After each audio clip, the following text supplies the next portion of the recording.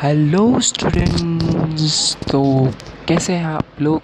उम्मीद करता हूँ अच्छे होंगे। तो आज हम पढ़ने वाले हैं Indian economy of the eve of independence का part third, Indian economy book का चैप्टर 1 का पार्ट थर्ड।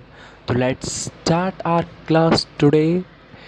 सबसे पहले हम देखने वाले हैं इंडस्ट्रियल सेक्टर का क्या हाल था ब्रिटिश कॉलोनियल रूल के टाइम पे। तो इस टाइम तीन चीज़ें हुई थी, बहुत बड़ी तीन चीज़ें हुई थी, जिसमें हम सबसे पहले बात करने वाले हैं handicraft industry collapse. Handicraft industry collapse का मतलब क्या है गाइस, कि जो हमारा वर्ल्ड फेमस जो काम था, हमारा वर्ल्ड फेमस काम हैंडीक्राफ्ट गुड्स का, उन्होंने वो कोलैप्स कर दिए थे, वो इंडस्ट्री कोलैप्स कर दी थी। और फिर उन्होंने उसका कोई भी रिप्लेसमेंट नहीं किया मॉडर्न इंडस्ट्रियल बेस से। इससे क्या हुआ गाइस, तो बहुत बड़े अफेक्ट पड़े हमारे इंडियन इकोनॉमी पे, जिसका सबसे पहला इफेक्ट था massive unemployment in India. Massive unemployment in India का मतलब क्या है, कि बहुत ज़्यादा बेरोजगारी हो गई थी हमारे इंडिया के अंदर। उसमें एक उसमें एक बहुत बड़ा वो भी चला था, जिसका नाम था back to the land movement. ठीक है गाइस। सेकंड मेन पॉइंट आता है, एक न्यू डिमांड क्रिएट हो गई थी इंडियन कंज्यूमर मार्केट की।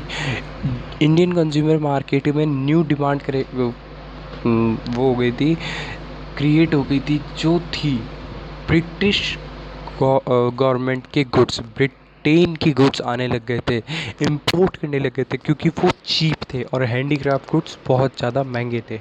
सेकंड मेन पॉइंट आता है टू फोल्ड मोटिव। उसमें उन्होंने क्या किया, डी इंडस्ट्रियलाइजेशन किया, जिसमें फर्स्ट था कि उन्होंने हमें एक्सपोर्टर बना दिया रॉ मटेरियल्स का। वो पूरा का पूरा रॉ मटेरियल लेके जाने लग गए थे इंडिया से ब्रिटेन में, क्योंकि वहाँ पे क्या चल रहा था, वहाँ पे चल रहा था मॉडर्न इंडस्ट्रियल बेस का एक्सपेंड। सेकंड मेन मोटिव आता है to turn India into sprawling market for the finished product of those industries, so that their continued expansion could be ensured to the maximum advantage of their home country Britain। मतलब क्या, कि उन्होंने हमें मजबूर कर दिया ब्रिटिश गुड्स को use करने के लिए, और उसका एडवांटेज क्या हुआ, उसका एडवांटेज हुआ ब्रिटेन को, पूरा पूरा एडवांटेज ब्रिटेन को हुआ। थर्ड मेन आता है modern industrial sector during the second half of 19th century. Guys क्या होता था कि ब्रिटेन ना बहुत ज़्यादा लड़ाइयों में मतलब वो रखता था, मतलब बहुत ज़्यादा इन्वॉल्वमेंट करता था, बहुत ज़्यादा इन्वॉल्व होता था। और वो इन्वॉल्व होता था उसी चक्कर के बीच में, उसमें जो हमें टाइम मिलता था, मतलब थोड़ा बहुत जो टाइम मिलता था, उसमें हम लोग कुछ इंडस्ट्रीज़ हमारी डेवलप भी हुई, जहाँ पे जो कॉटन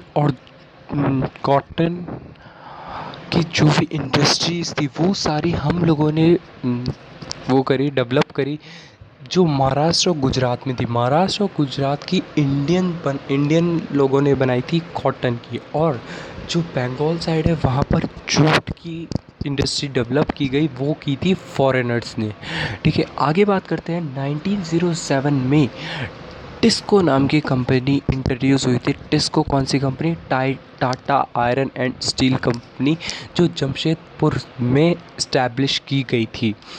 थर्ड आता है कि कुछ और इंडस्ट्रीज़ डेवलप हुई थी, जो थी sugar, cement, paper, second world war के बाद। अब इसके बाद क्या हुआ, shortfall of the industrial policy. Shortfall of industrial policy का मतलब क्या है गाइस, कि हमारी इंडस्ट्रीज़ बहुत ज़्यादा डाउन क्यों जा रही थी। सबसे पहला आता है स्लो प्रोग्रेस, हमारा प्रोग्रेस बहुत ज़्यादा स्लो था। Second, lack of capital goods industries. Lack of capital goods industries का मतलब क्या है गाइस, कि जो हमारे पास जो कैपिटल गुड्स थे, वो हमारे पास बिल्कुल भी नहीं थे। जैसे मशीनरी, कोई भी चीज़ को प्रोड्यूस करना है तो हमें उसका हम लोगों को मशीन ज़रूरी है। बट ब्रिटिशर्स ने ये कभी नहीं चाहा कि हमारे यहाँ पर कैपिटल गुड्स की इंडस्ट्रीज डेवलप हो, इस्टेब्लिश हो। थर्ड आता है no substitute to the country's traditional handicraft industries. मतलब क्या गाइस, कि उन्होंने हैंडीक्राफ्ट गुड्स इंडस्ट्रीज़ को रिप्लेस नहीं किया अपनी modern industrial modern industrial base से कभी भी सब्स्टिट्यूट नहीं किया। फोर्थ मेजर पॉइंट आता है लो ग्रोथ रेट। हमारी जो ग्रोथ रेट थी, जो हमारी जीडीपी थी, सबसे मेन जो जीडीपी थी वो बहुत ज़्यादा कम थी।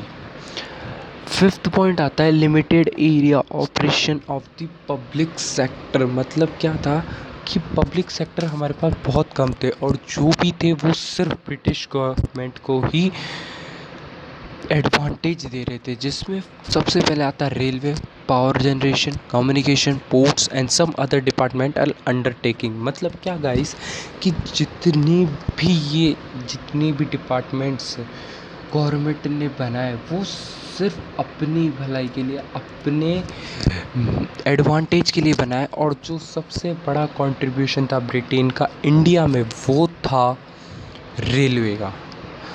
आई होप गाइस आप लोगों को वीडियो अच्छा लगा होगा। अगर अच्छा लगे और समझ में आए तो प्लीज़ लाइक शेयर सब्सक्राइब कर देना और हमारे चैनल AY क्लासेस को सब्सक्राइब करना बिल्कुल भी मत भूलना। Stay tune guys, bye bye, take care.